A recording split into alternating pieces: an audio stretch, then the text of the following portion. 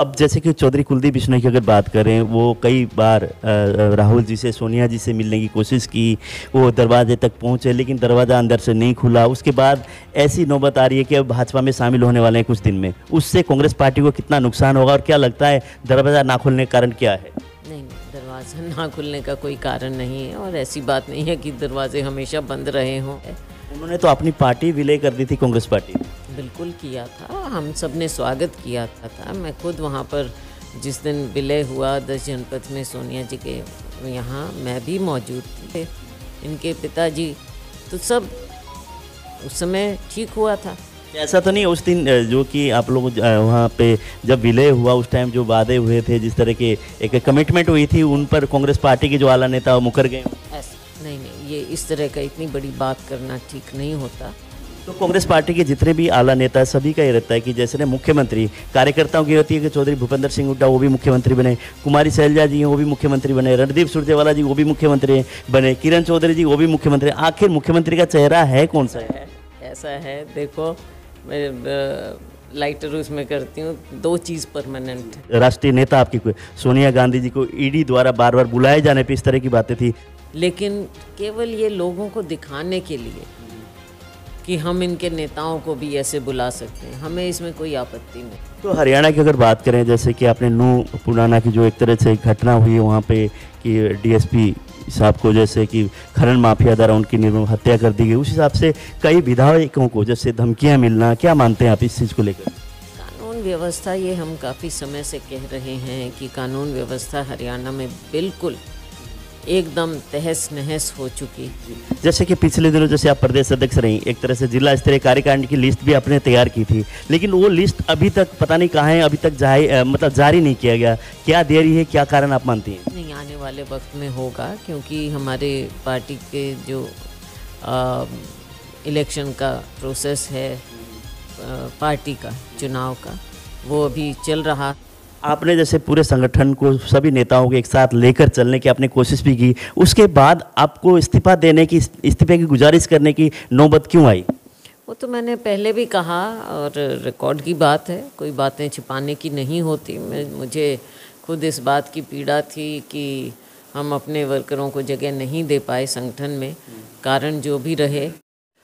नमस्कार, मैं रमेश शर्मा, आप देख रहे हैं आरएसएन एक्सप्रेस। इस वक्त हमारे साथ हैं वरिष्ठ कांग्रेस नेता कुमारी शैलजा जी, जो कि पूर्व प्रदेश अध्यक्ष भी कांग्रेस पार्टी की रही हैं और पूर्व केंद्रीय मंत्री भी हैं। फिलहाल हम लोग बात करेंगे जैसे कि कांग्रेस पार्टी जो कल का एक तरह से धरना प्रदर्शन भी किया, एक तरह से जुलूस की शक्ल में कांग्रेस पार्टी लघु सचिवालय तक गए, उसमें कई कांग्रेसी नेता भी शामिल हुए, उस पर भी बात करेंगे। और हरियाणा प्रदेश की कांग्रेस पार्टी की जो एक तरह से फिलहाल जो चल रही है राजनीति, उस पर भी हम विस्तार से जानकारी लेंगे। मैम नमस्कार। नमस्कार। मैम, जैसे कल आप लोगों ने कांग्रेस भवन से लेकर लघु सचिवालय तक एक तरह से जुलूस की शक्ल में आप लोग गए, वहाँ आप लोगों ने एक तरह से प्रदर्शन किया, रोष प्रकट भी। राष्ट्रीय नेता आपकी सोनिया गांधी जी को ईडी द्वारा बार बार बुलाए जाने पे इस तरह की बातें थी, तो उस पर आप क्या कहें? समस्या कुछ नहीं है, जो भी इस केस से जुड़े हुए कागजात हैं वो सब पब्लिक डोमेन में हैं, लेकिन केवल ये लोगों को दिखाने के लिए कि हम इनके नेताओं को भी ऐसे बुला सकते हैं, हमें इसमें कोई आपत्ति नहीं है। हमारे नेता हमेशा तैयार हैं, कोई भी बात हो कोऑपरेट करने के लिए। राहुल जी ने 5 दिन तक जो इन्होंने सवाल किए उनका जवाब दिया, उसके अलावा भी जो उन्होंने कहा, राहुल जी तो कभी पीछे हटे नहीं। और अभी भी मैडम को जो डेट दी गई, जैसे ही उनका स्वास्थ्य ठीक हुआ, आप जानते हैं कि वो अभी भी उतनी स्वस्थ नहीं है, लेकिन पीछे हॉस्पिटल में भी रह कर आई और वैसे भी उनकी सेहत काफ़ी समय से ऐसी रही है। पर उसके बावजूद उन्होंने कोई आनाकानी नहीं की और पूरी तरह से उन्होंने सहयोग दिया। लेकिन 2 तरह की बात है इसमें। एक तो ये कि कोई ज़रूरत नहीं है इस तरह की पूछताछ करने की, सिर्फ दिखावे के लिए ये कर रहे हैं, लोगों को दिखाना चाहते हैं कि हम कांग्रेस के आला नेताओं के साथ ये करेंगे और जो आवाज़ उठाएगा लोकतंत्र में उसको हम किस तरह से प्रताड़ित कर सकते हैं। लेकिन ये भी एक मिसाल है कि हमारे नेता इनसे दबने वाले नहीं है। निरंतर जैसे आप लोग कांग्रेस पार्टी की तरफ से विरोध प्रकट किया जा रहा है, उसके बावजूद भी केंद्र सरकार ने जैसे कई बार उन्होंने बुला चुके हैं कि पूछताछ के लिए, जैसे कि जो भी उस मामले उसको लेकर ईडी ने बार बार तलब करना। जैसे आपने कहा कि विपक्ष एक तरह से कांग्रेस पार्टी कमज़ोर भी दिखाई दे रही है, इसमें एक लगता है आपको? कांग्रेस कभी कमज़ोर नहीं हो सकती, बल्कि और ज़्यादा मजबूत होकर निकलती है। और राहुल जी भी और सोनिया जी भी कितना ही ये दिखावा करें, इनकी आवाज़ जो है वो जनता की आवाज़ है। जनता की आवाज़ उठाने में ये कभी भी पीछे नहीं हटेंगे। और कांग्रेस पार्टी भी लोगों के साथ भी और अपने नेताओं के साथ भी, एक एक कांग्रेस जन, पूरे देश में कल प्रदर्शन हुआ है, रोष प्रकट हुआ है, आम जनता साथ में जुड़ी है। तो पूरा देश एक मुश्त होकर, जहाँ एक और विपक्ष की आवाज़ उठनी है, दूसरी ओर लोकतंत्र को मजबूत करने के लिए हम सभी अपने नेताओं के साथ पीछे खड़े हैं। तो हरियाणा की अगर बात करें, जैसे कि आपने नूह पुराना की जो एक तरह से घटना हुई है वहाँ पे कि डीएसपी साहब को जैसे कि खनन माफिया द्वारा उनकी निर्मम हत्या कर दी गई, उस हिसाब से कई विधायकों को जैसे धमकियाँ मिलना, क्या मानते हैं आप इस चीज़ को लेकर? कानून व्यवस्था, ये हम काफ़ी समय से कह रहे हैं कि कानून व्यवस्था हरियाणा में बिल्कुल एकदम तहस नहस हो चुकी है। ना आम नागरिक सुरक्षित है, ना जनप्रतिनिधि सुरक्षित हैं।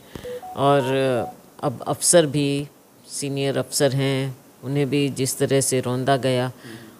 लेकिन आप देख रहे हैं कि ये सरकार तो केवल एक दिखावा करती है। अभी भी जो इंक्वायरी उन्होंने कही, इंक्वायरी और ये जो माफिया है और अवैध खनन है, ये केवल एक जगह का नहीं है, पूरे हरियाणा में हो रहा है। ये बात बार बार उठ चुकी है। इसका तो जब तक एक उच्च स्तरीय जुडिशियल इंक्वायरी पूरे हरियाणा के अवैध खनन के बारे में नहीं होगी, और कहीं ना कहीं संरक्षण कहाँ से आ रहा है, क्या राजनीतिक संरक्षण है, क्या प्रशासनिक संरक्षण है, इसका पर्दाफाश तभी होगा। क्योंकि आपको याद दिलाना चाहूँगी, अरावली में अवैध खनन के बारे में सुप्रीम कोर्ट तक ने संज्ञान लिया हुआ है, उन्होंने भी ऑर्डर पास किए हुए हैं। और कल ही हम मीडिया में देख रहे थे कि शायद 31 पहाड़ियाँ डिस्ट्रॉय हो चुकी हैं अवैध खनन से। तो क्या सरकार ने आंख मीच रखी है? क्या इन्हें मालूम नहीं है? इनका जो माइनिंग डिपार्टमेंट है वो कुछ और कहता है, जो होम मिनिस्ट्री है वो कुछ और कहती है, आपस में ही तालमेल नहीं है। और राजनीतिक प्रशासनिक बहुत बड़ा इसमें जो एक घोटाला नज़र आ रहा है, उसका पर्दाफाश तभी होगा जब कम से कम हाई कोर्ट के सिटिंग जज इसको नहीं देखेंगे, क्योंकि सुप्रीम कोर्ट का फैसला आया है। या फिर मैं तो समझती हूँ कि जब तक सुप्रीम कोर्ट खुद इस मामले को दोबारा उनकी देखरेख में जब तक नहीं होगा, तब तक मुझे नहीं लगता कि कुछ इसमें निकलेगा। कोई ऐसा थोड़ा ही है कि एक किसी डंपर के एक ड्राइवर ने ऐसा करके और वो भाग रहा था और उसको आपने पकड़ लिया और आपने दिखा दिया कि हमने अपराधी पकड़ लिया।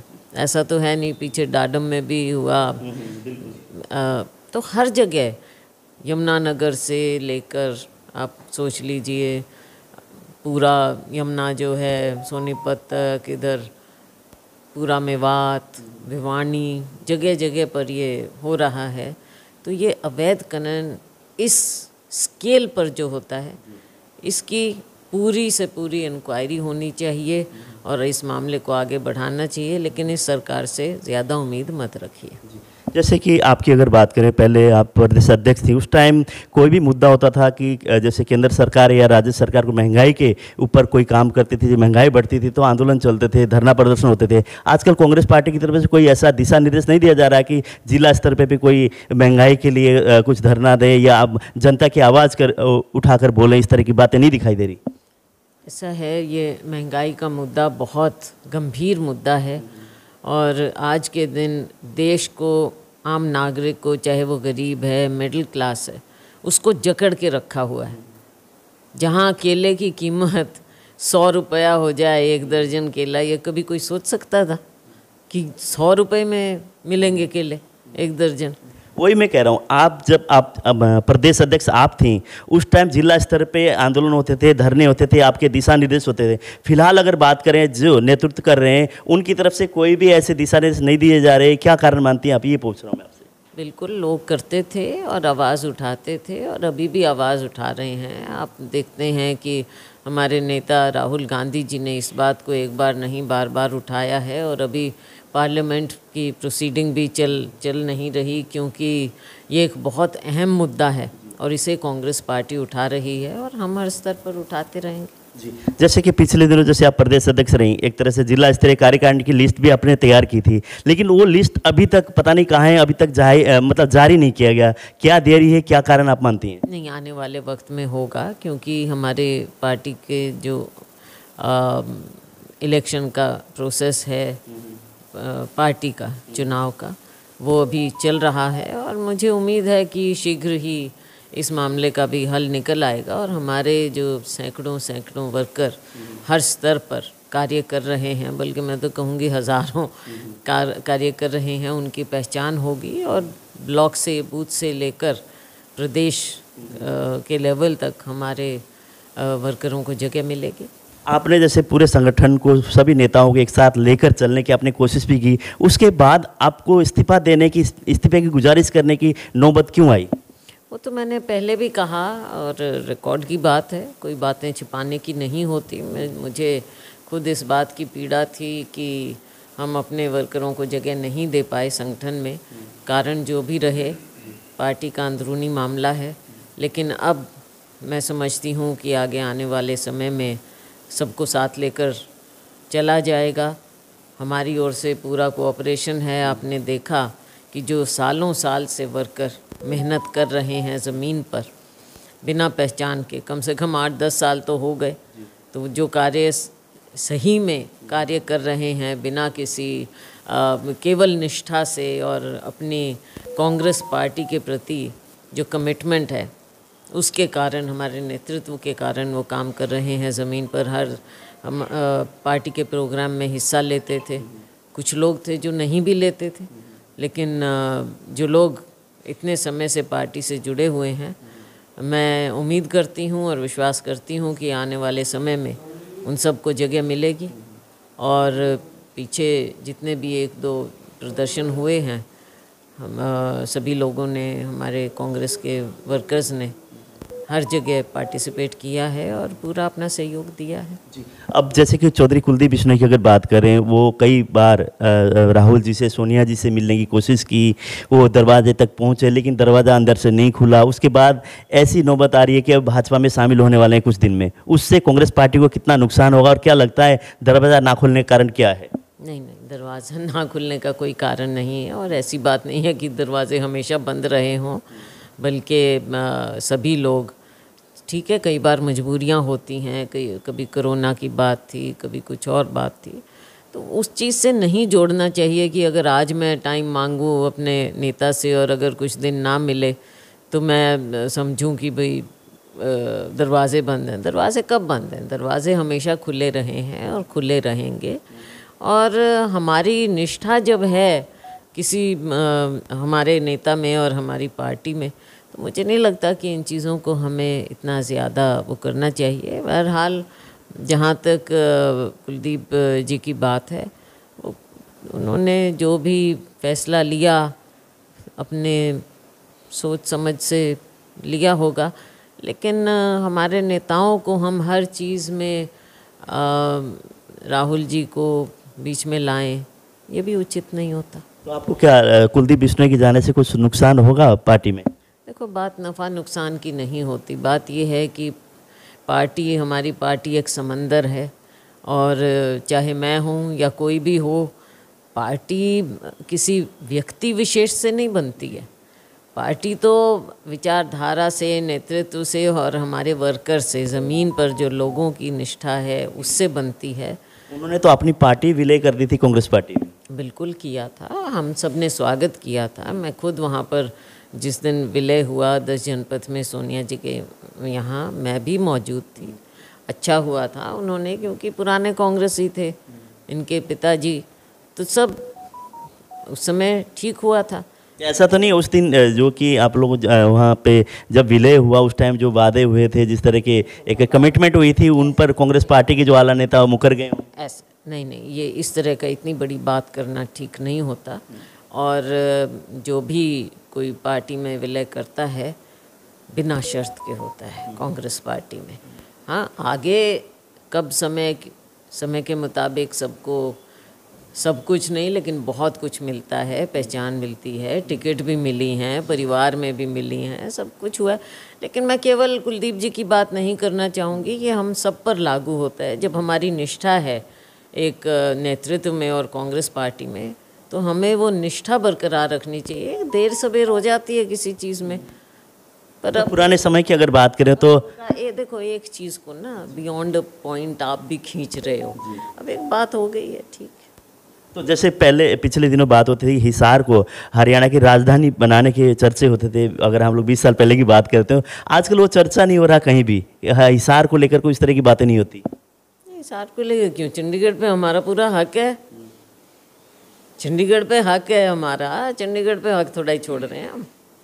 तो कांग्रेस पार्टी के जितने भी आला नेता है सभी का ये रहता है कि जैसे ना मुख्यमंत्री कार्यकर्ताओं की होती है कि चौधरी भूपेंद्र सिंह हुड्डा वो भी मुख्यमंत्री बने, कुमारी शैलजा जी हैं वो भी मुख्यमंत्री बने, रणदीप सुरजेवाला जी वो भी मुख्यमंत्री बने, किरण चौधरी जी वो भी मुख्यमंत्री। आखिर मुख्यमंत्री का चेहरा है कौन सा है? ऐसा है, देखो मैं लाइटर उसमें करती हूँ, दो चीज़ परमानेंट है, एक एक्स और एक भावी। तो ये दो चीज़ चलती रहती हैं सबकी। कई बार ना नेता समय पर सही फैसला हाईकमांड करता है, बाकी ये चीज़ें